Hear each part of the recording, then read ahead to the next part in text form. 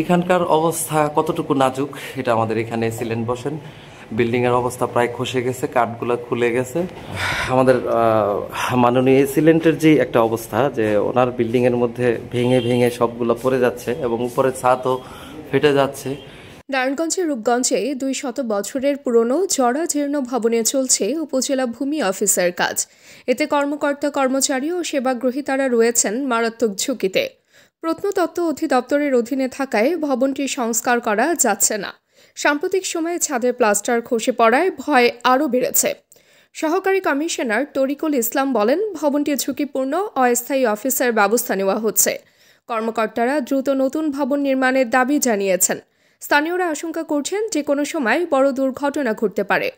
ভূমি সেবা নিতে আসা সাধারণ মানুষও চান দ্রুত ভবন সংস্কার ও নিরাপদ পরিবেশ। মেইন একটা বিল্ডিং যেখানে আমাদের এসিলেন্ট সাহেব ভূমি সেবা দিয়ে থাকেন, এই বিল্ডিংয়ের এখানেই চলে দাপ্তরিক কার্যক্রম। এখানকার অবস্থা কতটুকু নাজুক এটা আমাদের এখানে এসিলেন্ট বসেন। বিল্ডিংয়ের অবস্থা প্রায় খসে গেছে, কাঠগুলো খুলে গেছে।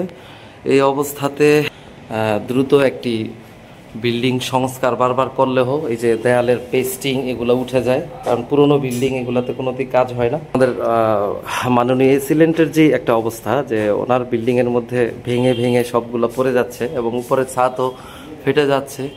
এই অবস্থাতে একটা নতুন বিল্ডিং যদি সরকারের পক্ষ থেকে বরাদ্দ হইতো, জনগণ এবং সকলের সুবিধা হইতো। তাবাসসুম হকানিকা, দৈনিক আজকের বাংলা। দৈনিক আজকের বাংলা .net